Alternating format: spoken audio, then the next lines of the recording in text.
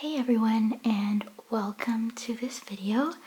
So I've been reading with tarot for some time, and more recently, I'd say in the past year or so, I've been experimenting with some I Ching readings as well.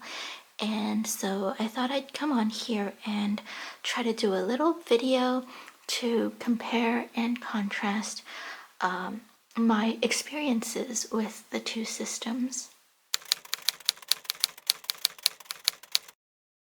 I guess I'll start with that sort of like initial interaction with the two systems. So with tarot, you shuffle your deck and you draw a card or several cards, right? And before you even do anything else, you can already get a sense, a thought or a feeling from the cards.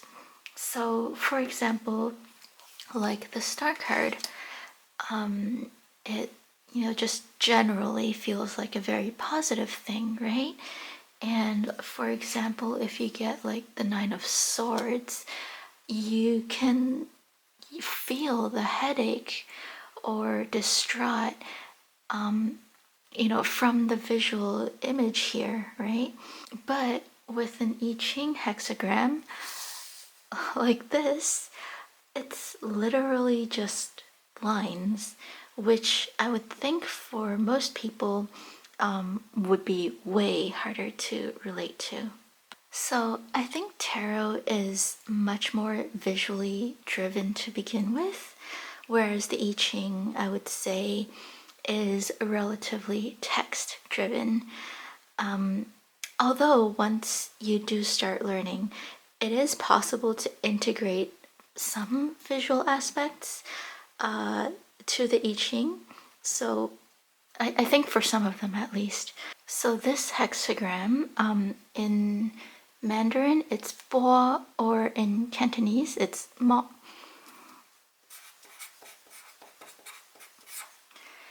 And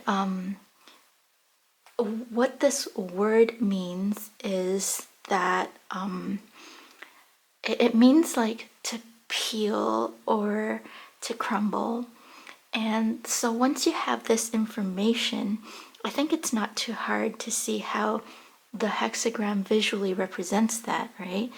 You have this solid line at the top, but then now you've got all these like little pieces at the bottom crumbling down.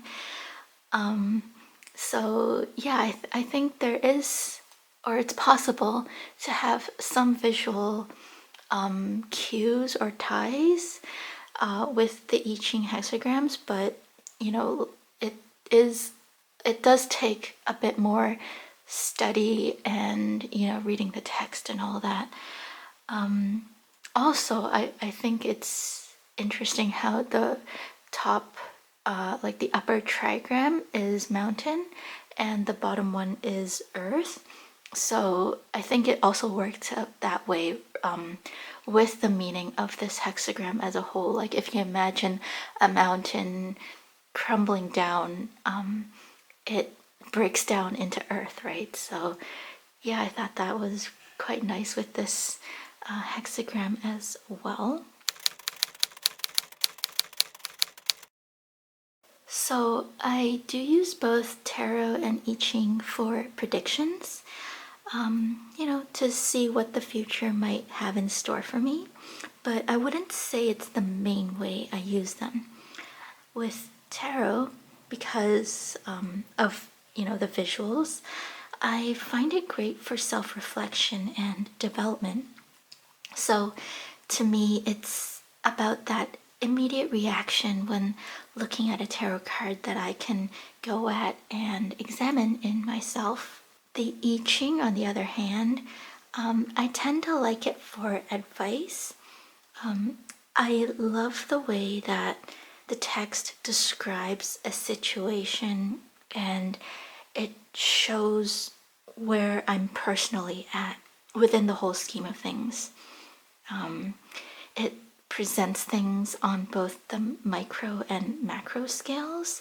So I feel like it's a very complete and clear picture, and I know exactly where I am in relation to the whole situation. And so I feel like I can get a sense of whether things are in a more favorable condition, or if there are things I should reconsider, or perhaps need adjustments in myself. I find that with tarot, sometimes getting to the whole picture isn't as easy. So you might need to draw multiple cards to answer certain targeted questions. And if the card that comes up doesn't quite make sense, then you might draw another card to like clarify, and it can get a little bit clunky with all the different cards. But with I Ching, I find that everything's kind of like contained within this one nice little hexagram, and to me it's just a little bit more elegant that way.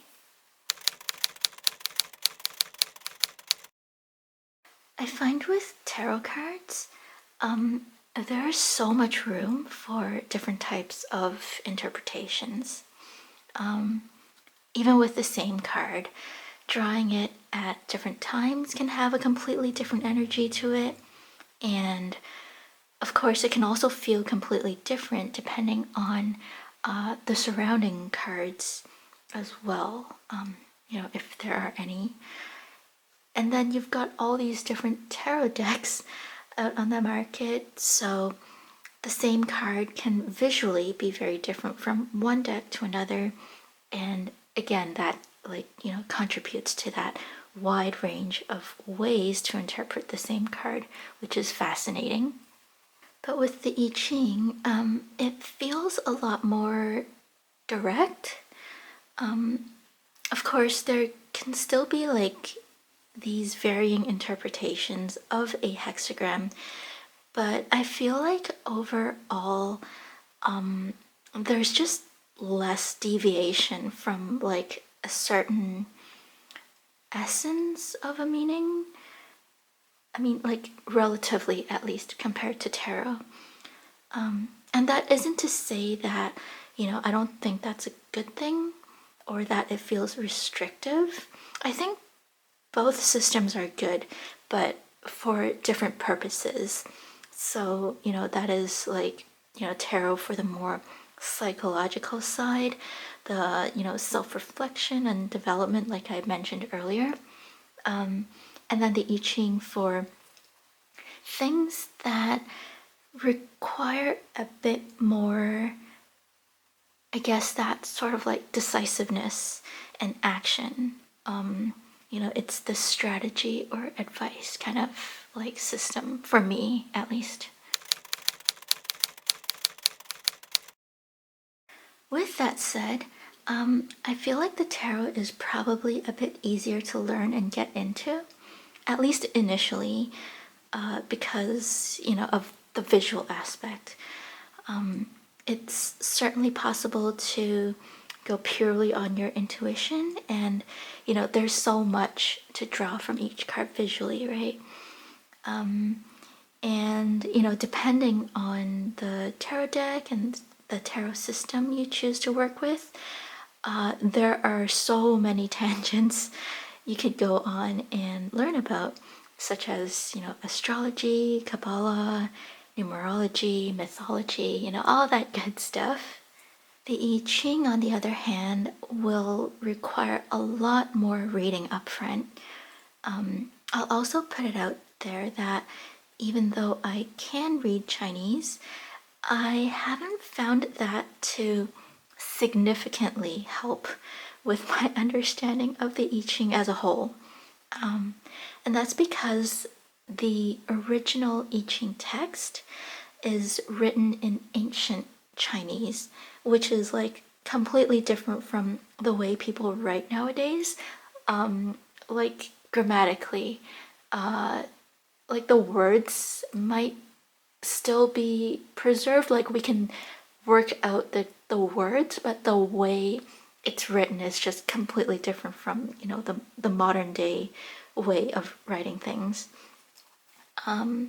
So ultimately, like I'm still reading and learning from a modern day rewritten interpretation or translation, and it's just a matter of choosing what language to read that in. I will say the only thing my Chinese language skills has brought me so far is broadening the amount of resources to look up information from. So that's definitely a bonus. And I suppose it's given me a bit of that,